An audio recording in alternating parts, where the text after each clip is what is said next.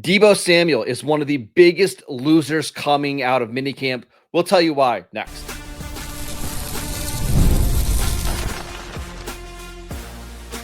You are Locked On Dynasty Football, part of the Locked On Podcast Network. Your team every day.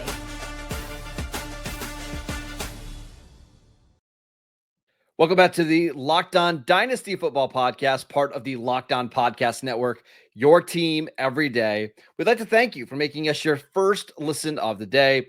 I am your host, Marcus Mosher. You can follow me on Twitter at Marcus_Mosher. You can also check me out over on the Locked On Cowboys podcast. And joining me today, as always, is Michael Fabiano. You can follow him on Twitter at Michael_Fabiano. You can check out all of his great work over on SI. And on today's show, we're going to talk about some of the biggest losers coming out of mini camps. It's hard to believe, but training camps open up in less than a month. But right now, we're looking back at some mini camp news. And while we don't want to overreact too much to what happened in mini camp, there are a couple of players that we're just a lot less excited about now, Fabs, coming out of mini camp. And Deebo Samuel is one of those guys for you. And it all stems from the video that everyone was talking about where he looked overweight and he looked slow, and people on social media were comparing him to Eddie Lacy, who you remember from his Green Bay days, where he was actually a very good fantasy player for a couple of years and then sort of ate his way out of the league. I would say this because it's hard to trust almost anything you see on social media.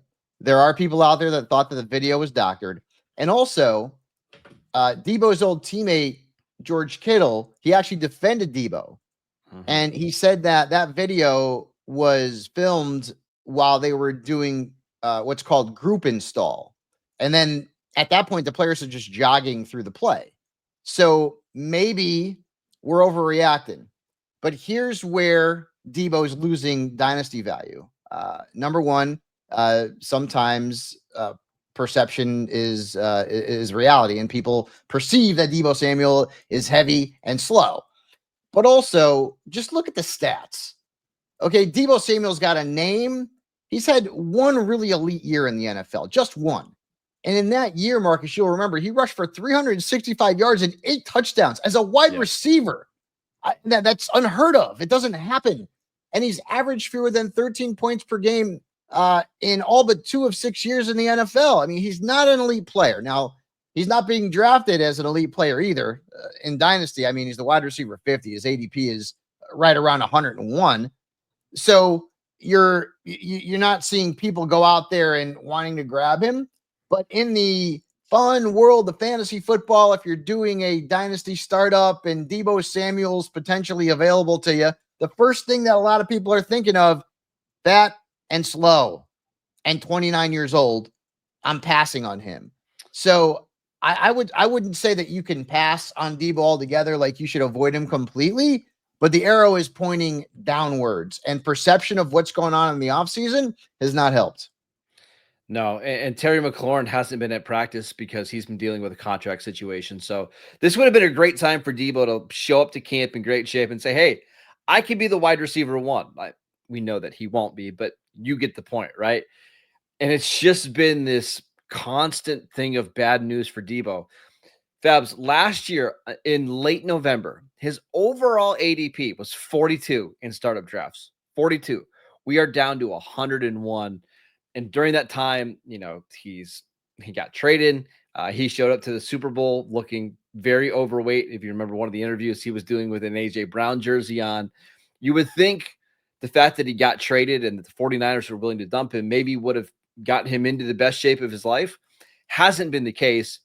I have no doubts that Deebo can still be an effective player, and maybe he can shed some of that weight, during this little bit of a summer break and during training camp. Like, I wouldn't be surprised if that happened. But I've always felt like Deebo's been an older player anyways. Like, he's older than what his actual age is, right? Because of the way the 49ers used him early in his career, he's probably just somebody that I'm avoiding at all costs right now. I wouldn't blame you either. I think his ceiling in a draft is probably a wide receiver 4 when you're talking about Dynasty. And I mean, listen, maybe he will take off the weight. Maybe he'll give Travis Kelce a call and be like, "Hey, bro, how'd you drop those 25 pounds, man?" But the bottom Nutrifast line right is now. that when you think of Deebo Samuel right now, Marcus, you don't think of versatile, elite playmaker, a guy who can help my fantasy team. You think, for right or wrong, fat and slow. Yeah. I'm going to give you another player that is very disappointing right now. And that's Jalen Polk, the second round receiver for the Patriots, who they got from Washington last year. This is somebody I think New England was hoping could develop into their number one receiver. He was pretty productive with my guy, Michael Penix, over at Washington. Last year, he was being drafted as, second round pick in rookie drafts, maybe top of the third, 120 overall. Right now, he's down to 240 in startup draft. And the reason is that we've got Mike Reese from ESPN reporting he's not a lock to make the 53-man roster. He listed out the top 5 receivers on the roster, and Jalen Polk was not one of those players. And the history of these guys these rookies that are drafted in the top 100, let alone the top 50 that are released after 1 year, is not particularly great, as you would expect. Jalen Polk is just, to me, he's a complete roster clogger right now. Maybe you're holding out hope that he bounces back somewhere else, but I think it's just time to move on. That's how poorly this offseason has gone for him. Yeah, one of my dynasty leagues, I did draft him and was hoping for the best, but I should have, I love my trends, Marcus, and I should have listened to this damn trend because the Patriots can't draft a good wide receiver. They just Although I can't think it. they got one this year. We'll talk about him in upcoming weeks. But yes, I do think they got one. We'll see. But I mean, Julian Edelman. I mean, I don't even know. Honestly, I mean, they are horrific. Just like the Jets are horrific at drafting quarterbacks, and the Bears also have been historically. Let's hope Caleb Williams is a different story. But the Patriots are dreadful at drafting wide receivers. They just can't get the job done. And the bottom line here is that you're right. Jalen Polk is a player that we had high hopes for. But people last year, Demario Douglas is there. The Patriots don't have that one young, and maybe you think it's Kyle Williams, but they just don't have that one young wide receiver who you're going to get excited about. I mean, you're certainly not getting excited about Stephon Diggs, who's 31 years old and coming off of an ACL. I'd much rather just avoid Patriots wide receivers this season, and because that's kind of been what you need to do. The Patriots, since Tom Brady's left and went to Tampa Bay, obviously we haven't had wide receivers come through there who have been ultra productive.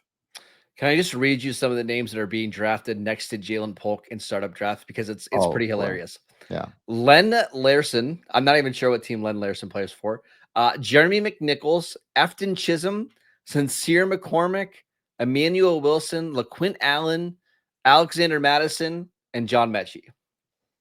There's a couple of names on there. I was like, who? What? It's pretty rough. This has dude. gone about as poorly as imaginable. Now, maybe Polk steps it up in training camp. He has a fantastic preseason, but as of right now, easily one of the biggest losers coming out of minicamp. All right, let's talk about a quarterback who has certainly seen a decline in his value because he is hurt once again. We'll talk about Anthony Richardson next. This episode is brought to you by Monarch Money. Have you ever checked your bank account and wondered, where did all my money go between dining out, online shopping, and entertainment? It's easy to lose track, but that's where Monarch Money comes in, your personal CFO, giving you full visibility and control over your finances. Monarch Money isn't just a budgeting app. It's a complete financial command center. You can track all of your accounts, all of your investments, and your spending in one place, so you can stop managing your money and start building your wealth. My family has been using Monarch Money for about 6 months now, and it's unbelievable how much money we were just wasting on stupid things. But now we are tracking our money better. We're managing our money, and we're able to save more. So take control of your finances with Monarch Money. Use code LOCKEDONNFL at monarchmoney.com for 50% off your first year. That is monarchmoney.com, code LOCKEDONNFL for half off your first year. Welcome back to the Locked On Dynasty Football Podcast. We'd like to thank you for making us your first listen of the day. We are discussing some of the biggest losers coming out of minicamps. And of course, we have to talk about Anthony Richardson, who suffered another injury. It's a shoulder injury. The latest update is it sounds like he could be ready for camp, but I'm kind of all out on Anthony Richardson right now. Yeah, I mean, how the mighty have fallen. I mean, we were talking about this kid coming out of college as a potential long-term fantasy asset. He looked really good in 3 or 4 games as a rookie, got hurt, has been dealing with shoulder problems ever since he's come into the league last year. We remember how he lost the job to Joe Flacco, came back and was not particularly amazing.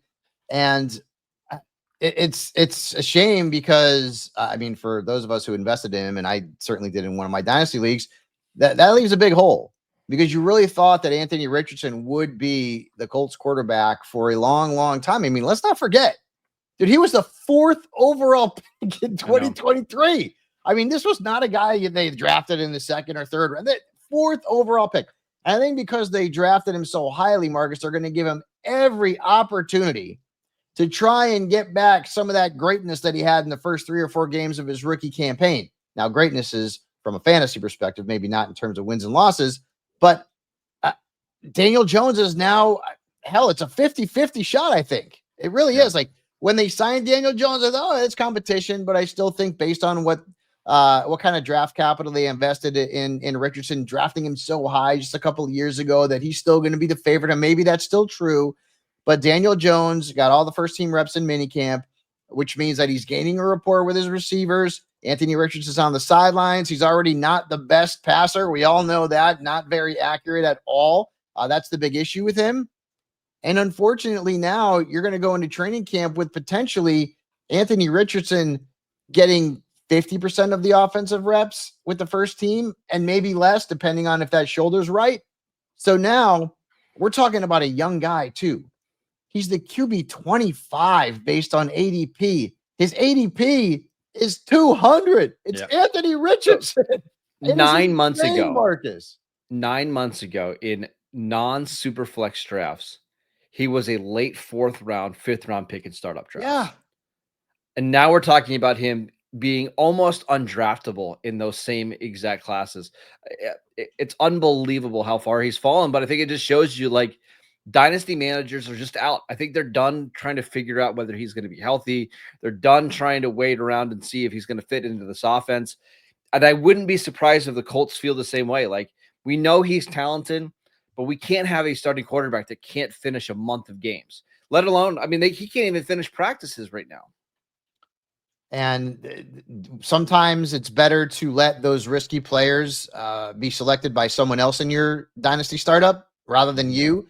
And we have seen more negative than we have positive from Richardson in 2 years in the NFL. And that's why this ADP is really mind-blowing because, like you said, I mean, he was a guy you wanted. He was a guy you wanted when he came out of Florida. He was a dude that was going to run with the ball. And even if he wasn't a great passer, we've seen, I mean, listen, you know, Tim Tebow was a dreadful passer, okay? And he still had some fantasy value because he could run with the football. Justin Fields is not a great passer, but he's got fantasy value because he can run with the football. And we all were kind of thinking that Anthony Richardson could be that next type of guy. And unfortunately, he hasn't been on the field enough to prove anything. And now he's in dire straits. I mean, listen, he may not be the starter in week 1. I got another quarterback that I wanted to mention, and Sam Darnold with the Seahawks. Now, it's nothing that Sam Darnold has done because from all reports, it seems like he's had a pretty good Yes, it is. Yes, it is. Go ahead, though. Well, I think it's Minnesota. That's why. Well, yes. That's what he did. That was wrong. Yes. But it doesn't sound like he's performing poorly in practice. But the reason why I'm calling him a minicamp loser is because Jalen Milroe has looked really good. And that's been every report out of Seattle is that he just continues to get better and better each practice. And you're seeing him rapidly develop.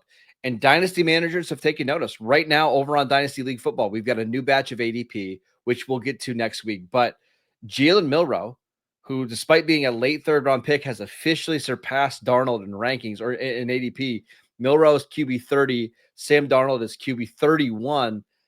I'm not saying that Milroe is going to overtake Darnold this year, But Seattle could really get out of this Darnold deal after 1 year. And if Milroe shows enough in training camp and in the preseason, and maybe in a couple spot starts this year, I wouldn't be surprised if Sam Darnold is looking for his, would this be 4th team in 4 years? Can I 5th give you a team in name? 5 years? Let me give you a name. Jalen Hurts. Yeah. Yeah. Same example. Exact situation. Guy comes out of Alabama and gets drafted by a team that had Carson Wentz, and everyone's like, what the hell are they doing? Well, we'll see what happened with that. Carson Wentz is now a journeyman quarterback, and Jalen Hurts is a Super Bowl champion. And he's a fantastic fantasy player. And Milroe coming, I love him because listen, I got to have a t-shirt or something made, Marcus, that says, I love running quarterbacks, because I do. I just love them. Like I get excited about them. Sometimes it works. All right. Jalen Hurts. Sometimes it doesn't. Anthony Richardson. But if the Seahawks can get out of the Darnold contract after a year or two, listen, that may not be a bad thing for Jalen Milroe, because you learn behind a veteran, even though it is Sam Darnold. You learn behind a veteran. You're not thrust into that spotlight. And all of a sudden, you have a potential long-term starter in your dynasty league. I am a big fan of Jalen Milroe. I will 100% try and get him in my drafts, because I think long-term, this is going to be the starter in Seattle. Yep. And with the rushing chops that he possesses, he could be very, very interesting in fantasy. Very interesting. I also want to say, I think there's a situation that could play out where Darnold's not bad. Like, Darnold's a decent quarterback, but because Seattle's offensive line is so bad, and I'm really concerned about that unit, they look to Milroe and be like, hey, we need to have the guy in there that can kind of make up for the offensive line's weakness, and just adding his rushing ability. We've seen throughout NFL history how a mobile quarterback can help an offensive line. So I just think, with all the reports of Milroe looking very good in Seattle, maybe he's not quite as far away as you would think for a guy that was drafted in the later parts of the third round. Remember, a lot of dynasty is drafting guys for the future and not for right now. And I think Milroe fits the bill. All right, let's talk about some rookie running backs who are off to rough starts, to say the least. We'll talk about RJ Harvey, Fabs' guy, next.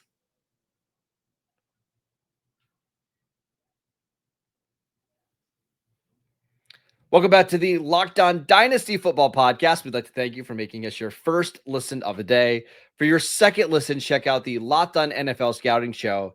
As training camps get closer and moves are being made, hosts Kyle Krabs and Joe Marino will make you the most informed NFL fan this offseason. Find Locked On NFL Scouting on YouTube or wherever you listen to your podcast. All right, Fabs, we've had two running backs here, rookie running backs, that we think are off to rough starts for different reasons. But we'll start with RJ Harvey. We know that you're a big fan of J.K. Dobbins. Why are we calling RJ Harvey a minicamp loser? No, because the Broncos decided that they needed to bring in a 26-year-old running back coming off a career season to potentially, and I think, eventually be their starter. And whether or not Dobbins ultimately is atop the depth chart to begin the season, it's not going to matter much in terms of Harvey's value, because it's going to be a committee situation. And again, I understand, we've said this before, Sean Payton likes to use his committees. Alvin Kamara and Mark Ingram, you go back to Pierre Thomas and Darren Sproles, like all these guys. Okay, I get it. But not every single one of those scenarios has turned out two RB2 types in the same season. 50% of the time, he's had two RB3s or better. And then the other 50% of the time, it's either been one guy's been really good or they haven't really had a great running back situation. And a lot of it was Alvin Kamara, clearly. But the bottom line here is that when you look at Dobbins and what he brings to the table, and I get it, and I know Marcus is, well, he's always hurt. 100%. I totally get it. But even if he plays, 12 games, he played 13 last year, that's going to put a dent into Harvey's ceiling in year one. And in a worst case scenario for Harvey, what if Dobbins goes out there and plays really well and he fits what Sean Payton wants to do? They could bring him back for another year. It ain't like he's going to break the bank on J.K. Dobbins. No. So they may want to keep that committee together. Also, there are reports out there, and listen, I don't again, you guys know I don't really, oftentimes, unless it's like Adam Schefter or Ian Rappaport, Jay Glazer, you get the gist. Live, I'm like, all right, maybe, maybe not. But there's reports out there that suggest that Harvey could be a situational player as a rookie. Situational player is not a term you want to hear about a player that you're going to draft, whether it's in redrafts or in Dynasty. And right now, he's being picked behind, obviously, Ashton Genty, Omarion Hampton, Travion Henderson, Quinshon Judkins, and now Caleb Johnson among the rookies at the running back position. And I think for good reason. He's a small dude who can potentially make an impact, but is he going to be Alvin Kamara or Darren Sproles? I mean, that's a pretty high ceiling, especially if you're talking about Kamara. And if the reports are true, because remember, you've got McLaughlin there, you've got Audric Estime still there. So there's a bit of a crowd there on that Broncos backfield. Is that true that he becomes a situational player? He may not even be startable on a regular basis in his rookie campaign. You're already seeing drafters start to react to this news a little bit, because we saw RJ Harvey just a month ago being drafted 6th, 7th overall in non-superflex leagues. And now he's dropping. Caleb Johnson has officially surpassed him. The gap between like RJ Harvey and Travion Henderson and Quinshon Judkins has widened. So I think drafters are starting to get nervous about him becoming, you're right, a situational player. I don't think that means he comes in and gets 2 or 3 touches. Like I think what that more means is he's not our goal line running back, and he's not necessarily our third down running back, but we're going to get him, 8 to 10 touches a game to make sure that he's on the field having an impact. And I think he could do that, but 8 to 10 touches a game, that's not somebody that you want to have in your fantasy lineups week in and week out. So I agree with you. I think Harvey, even if I don't love J.K. Dobbins, the fact that the Broncos went out and signed a veteran running back when they already had Jaleel McLaughlin on the roster, they had Audric Estime, they spent a 2nd-round pick on Harvey, means that this is probably just going to be a heavy running back by committee approach. Very likely. And I would suggest again that Dobbins is going to lead this committee. That doesn't mean that he's going to be a featured back, because there won't be one in this offense. But if you take Harvey, you are hoping, and I hate to say this, but you're hoping that J.K. Dobbins continues to be prone to injuries, which will open up the door for Harvey, which means long-term, Harvey might end up being closer to the guy than Dobbins. Because again, if Dobbins comes out there and plays well and avoids injuries, who's to say that at 27 years old, the Broncos don't say, well, hey, this backfield worked. Let's not break things up here. Yeah. Although I will say I kind of like his value better now, because now that he's available to me at pick 8, pick 9, that's just a better spot for RJ Harvey. He's a 2nd-round running back with some pretty big injury history. He's a former quarterback, so he hasn't been playing this position for a long time. I always thought picking him at 5 or 6 in rookie drafts was a little bit too rich, but now the price feels very attainable. I wanted to mention another running back that got off to a rough start in OTAs and minicamps, and that's Bhaysul Tuten, the running back for the Jacksonville Jaguars, who his biggest knock on him coming out of Virginia Tech was he can't hold on to the football. So what does he do in the first practice with the team?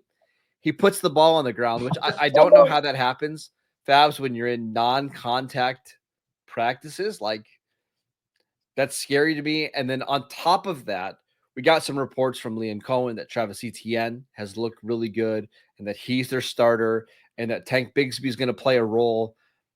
Bashaudt Tutin was somebody who was getting a lot of buzz coming in, as soon as the draft was over.